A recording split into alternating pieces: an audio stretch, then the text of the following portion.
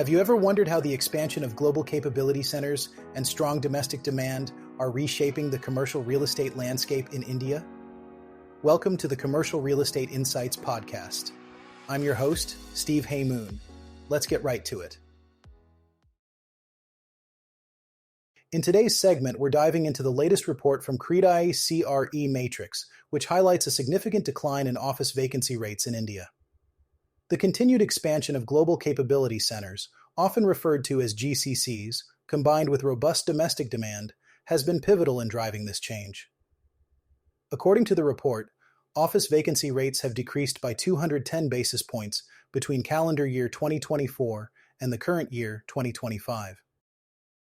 This decline is underpinned by a robust demand of 34.5 million square feet in the first half of calendar year 2025 and consistent absorption across major business hubs.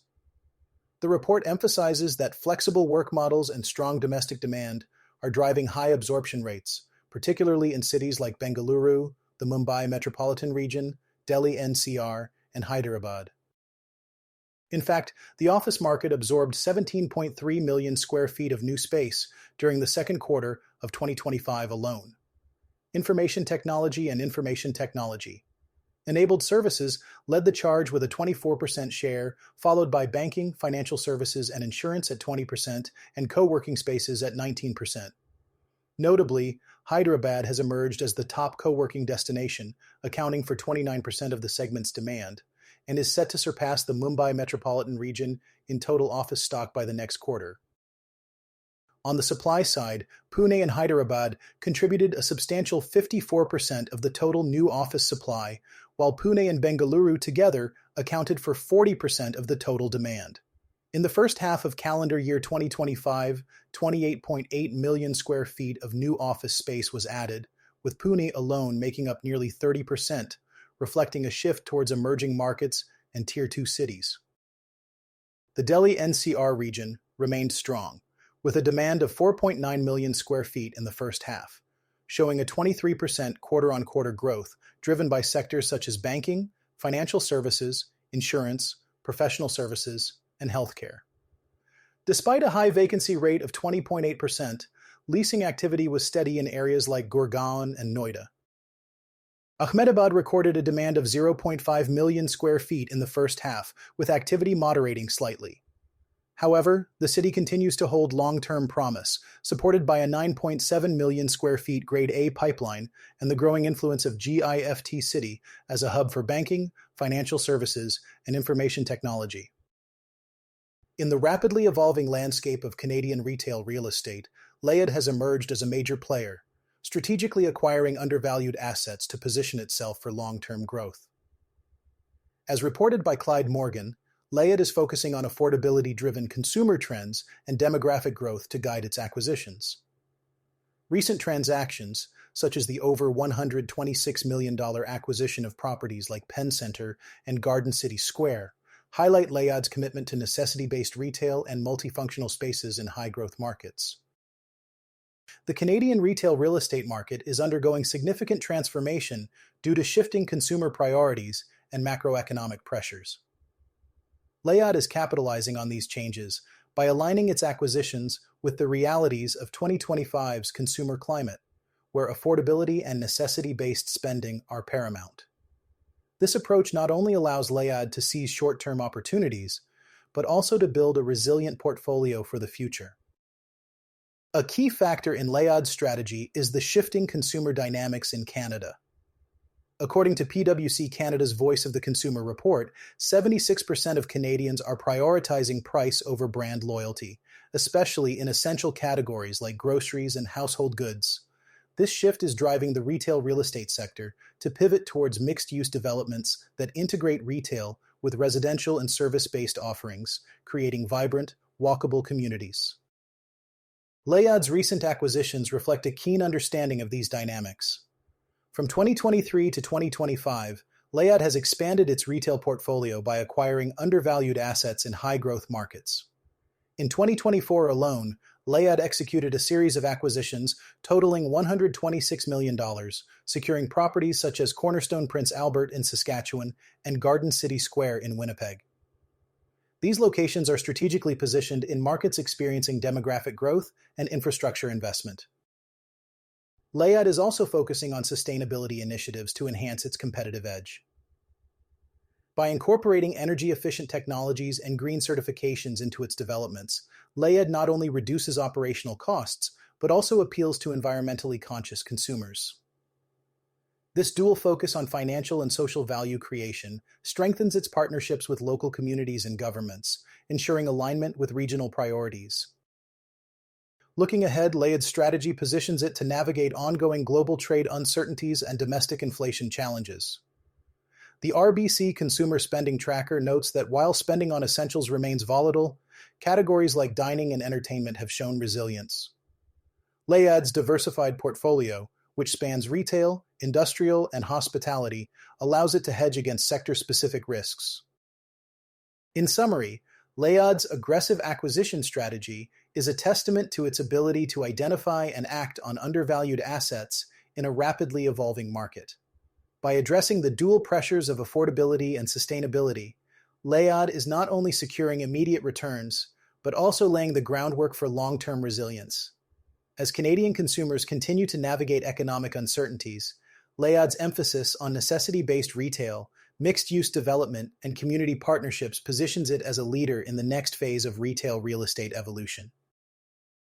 The latest insights from JLL's Global Bid Intensity Index reveal a growing competition in bidding for commercial real estate assets, particularly multifamily and office properties, on the international front. Despite the challenges, the index rose in July compared to the previous month, marking the first month-over-month growth since December. However, it's important to note that the index remains below its levels from July 2024, a time when the real estate industry had anticipated a cut in the Federal Reserve's benchmark federal funds rate. Multifamily properties stand out with the most competitive bidding dynamics among all asset classes, including office, retail, and industrial properties. The demand for living sector assets is driven by ongoing affordability and housing crises in major markets. JLL reports a near-record level of capital poised for deployment into these assets, indicating a robust interest in multifamily properties. Office properties, while traditionally less competitive, have shown significant growth in competitiveness from April to July, increasing by about 2.3%. This comes amidst challenges such as declining prices and the lingering effects of work-from-home policies that emerged during the COVID-19 pandemic. Many developers are also considering converting office spaces into residential properties as a strategy to adapt to these changing dynamics. On the other hand, industrial and retail assets have seen a decline in competitiveness during the same period, partly due to continued trade uncertainties. However, retail properties are performing better than they did in the summer of 2024. This improvement is attributed to stronger market fundamentals and steady consumer spending, as noted by JLL. Looking forward, there's cautious observation of American trade policies, with mixed sentiments about future market conditions. In February, 49% of real estate experts were optimistic about market improvements over the next 6 months. However, by May, this optimism had dwindled to 38%, with 37% of experts expecting conditions to worsen, a rise from the previous 28%. As we delve into the bustling world of commercial real estate, let's turn our attention to a notable transaction in the office sector. A recent report by Henry Queen from the Atlanta Business Chronicle highlights a significant sale in the Vinings area. The Vinings office tower, a prominent fixture in the region, has been sold for over $50 million amid a market upswing. This sale marks a turning point in the Atlanta office sales market, which has been relatively quiet since the spike in interest rates back in 2022. The office tower, known as 100 City View, spans approximately 254,000 square feet. This transaction is indicative of a growing confidence in the office market as investors seek opportunities in regions showing signs of recovery and growth. The sale underscores a resurgence in demand for office spaces, driven by improved market conditions and a renewed interest in commercial real estate assets. This development in Atlanta provides an interesting counterpoint to the commercial real estate dynamics we're observing in regions like Kitchener-Waterloo, London, and Cambridge in Ontario. While these Canadian markets are experiencing their own set of challenges and opportunities, the cross-border relevance is clear. Investors are increasingly looking for stable returns and are willing to engage in markets that show potential for growth and recovery, whether it's in Canada or the United States. As we continue to monitor these trends, it's essential to consider how these shifts in the office market might impact other sectors, such as multifamily and industrial properties. The interconnected nature of commercial real estate means that changes in one area can have ripple effects across others. With this in mind, we'll keep an eye on how these developments unfold and what they mean for future investment opportunities. Let's take a closer look at the latest news from CoStar, which reports a notable shift in the U.S. commercial real estate market. For the first time in 5 months, commercial real estate prices have risen, signaling a potential turnaround in a market that has faced significant challenges over the past 2 years.